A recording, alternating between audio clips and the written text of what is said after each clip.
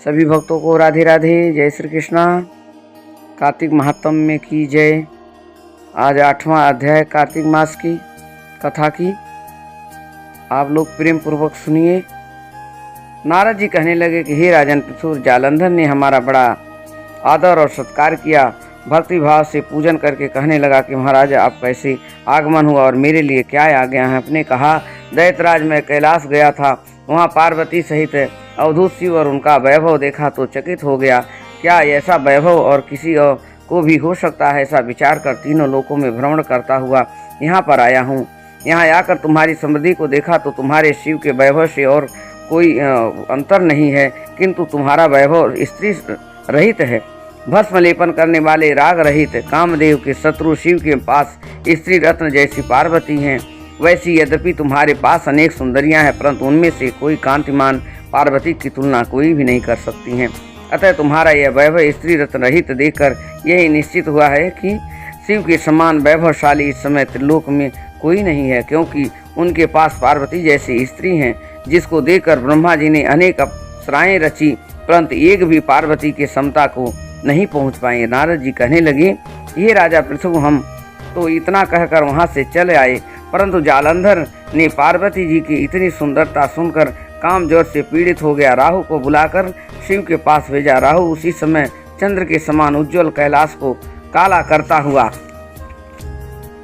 द्वारपाल नंदी द्वारा रोके जाने पर भी, शिव के सामने उपस्थित किए जाने पर भी उसने बोला कि हे शिव, तुम तीनों लोकों के नाथ हो और सब रत्नों के स्वामी जालंधर की आज्ञा सुनो।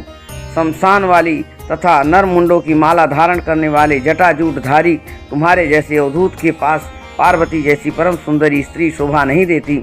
मैं तीनों लोकों का नाथ, सब रत्नों का स्वामी हूँ, क्योंकि पार्वती की ही स्त्री रत्न है, वह मेरे साथ ही शोभा दे सकती है और तेरे जैसे भस्म धारण करने वाले योगी के पास नहीं रह सकती। नारद जी के कहने पर ही राजा पृथु, राजा राहु के इतना कहने पर ही शिव जी ने अपनी भृकुटी भौं में से एक अति भयंकर ऐसे पुरुष को उत्पन्न किया, जिसका सिंह के समान मुख, जलती हुई अग्नि के समान लाल लाल नेत्र और शरीर पर खड़े हुए बड़े बड़े बाल थे। उत्पन्न होती है वह राहु को खाने के लिए आगे बढ़ा तो राहु भयभीत होकर कहने लगा, हे शिव, मैं ब्राह्मण हूँ और दूत भी हूँ, अब तुम मुझको मत मारो। ऐसा कहने पर शिव के राहु को पकड़कर आकाश में फेंक दिया। तब वह भयंकर पुरुष राहु को छोड़कर शिव के पास आया और कहने लगा कि मैं भूखा हूँ, मुझे खाने के लिए कुछ दो। तब शिव जी ने कहा कि तुम अपने हाथों पैरों को खाओ। तब वह हाथ पैरों को खाता हुआ सारे धड़ को खा लिया, केवल मुख बचा हुआ था। शिव जी ने प्रसन्न होकर कहा कि आज तुम्हारा नाम कीर्ति मुख होगा और तुम हमारे द्वारपाल होगे। पहले तुम्हारी पूजा होगी, तुम्हारी पूजा बिना हमारी पूजा निष्फल होगी। उधर राहु आकाश में जाकर बर्बर देश में गिरा। राहु की ऐसी दशा देखकर जालंधर को बड़ा क्रोध आया और वह दैत्यों को 1 करोड़ सेना लेकर अपनी पुरी से बाहर निकला। बाहर निकलते ही सामने एक आंख वाले शुक्राचार्य और अंगहीन राहु मिले। इनके अतिरिक्त और भी अनेक अपशकुन हुए, परंतु वह रुका नहीं। तब दैत्य सेना मारे आकाश में छा गई। तब देवताओं ने जालंधर की कैलाश पर चढ़ाई देखी तो छिपकर शिवजी महाराज जी को खबर दी। श्री शिवजी उसी समय विष्णु भगवान का स्मरण किया। स्मरण करते ही भगवान वहां आकर उपस्थित हो गए और शिवजी ने कहा कि भगवान, आपने देवताओं की पीड़ा वाले इस दैत्य को मारो, क्योंकि इसने देश में बहुत उत्पत्ति मचा रखा है और जाकर उसके घर में विराजमान क्यों हो गए। तब विष्णु कहने लगे कि यह हमने अपने अंश से उत्पन्न हुआ है और आपके अंश से उत्पन्न हुआ और लक्ष्मी जी के भाई है, इस कारण हमने इसको नहीं मारा, यह आपके हाथ से ही मारा जाएगा। तब शिव जी बोले कि यह तेजस्वी दैत्य हमसे नहीं मारा जाएगा, आप सब इसको मारने के लिए अपना अपना तेज दीजिए। तब विष्णु सहित सब देवताओं ने अपना अपना तेज दिया। इसके बाद शिव जी ने उस तेज को इकट्ठा करके ज्वालामाली चक्र सुदर्शन चक्र बनाया और एक वज्र बनाकर जालंधर से युद्ध करने को तैयार हुए। शिव जी के भूतगणों की सेना में समस्त देवगण भी आकर सम्मिलित हो गए। उधर कैलाश के निकट जालंधर भी अपनी सेना लेकर, इधर कीर्तिमान मुख नंदी आदि सब गण सब देव सेना मैदान में आ झटी। सब जालंधर और देवताओं को ऐसा घोर संग्राम हुआ जिससे सारा विश्व कंपायन हो गया। युद्ध में जितने भी दैत्य मारे गए, सब उनको दैत्य गुरु शुक्राचार्य जी अपने संजीवनी विद्या से जीवित कर देते थे। यह देखकर भूत आदि गण भागकर शिव जी के पास गए और उन्होंने संपूर्ण वृत्तांत सुनाया। तब शिव जी ने अपने मुख से एक भयंकर ताल जंघा, जिसका मुख पर्वत के कंदरा के समान था, वह एक कन्या उत्पन्न हुई। वह कन्या दैत्यों को खाती हुई शुक्राचार्य को उठाकर एक कदम आलोप हो गई।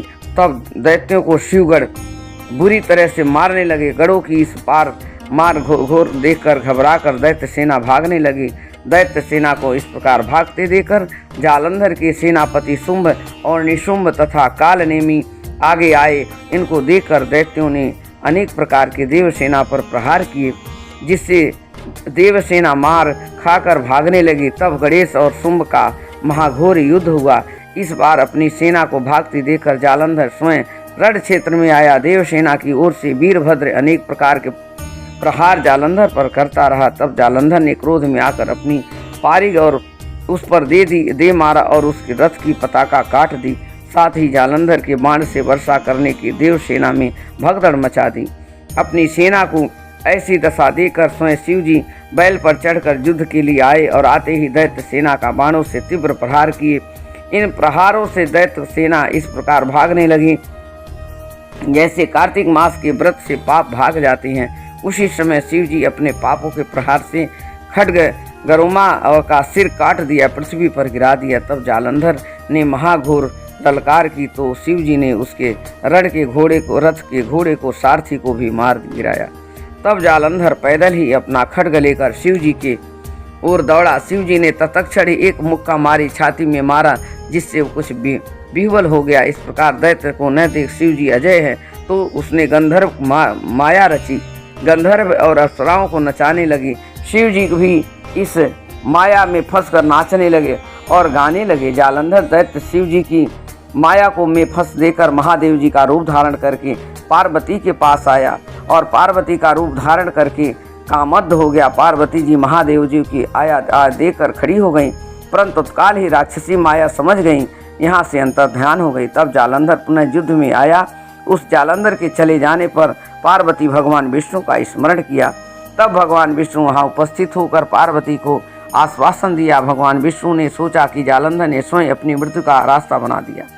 यह दुष्ट वृंदा के पति व्रत धर्म के कारण मृत्यु को प्राप्त नहीं हो पा रहा है। अतः देवताओं के कार्य तथा भक्तों की रक्षा के लिए हमने ही वृंदा के धर्म को भंग को नष्ट करने के लिए घोर कर्म करना पड़ेगा। ऐसा करने पर ही ये दुष्ट की मृत्यु होगी। इतनी ही देर में शिव जी की राक्षसी माया में मुक्त होकर जालंधर को आया देख उसके साथ युद्ध करने के लिए उद्धत हुए और उस समय अनेकानेक बाणों का प्रहार किया। इति 8वां अध्याय समाप्तम। कार्तिक महात्म्य की आपको बहुत बहुत आशीर्वाद। सब भक्तों को राधे राधे। सब पर प्रभु विष्णु भगवान की कृपा बनी रहे, शिव की कृपा बनी रहे। जय श्री राधे राधे राधे।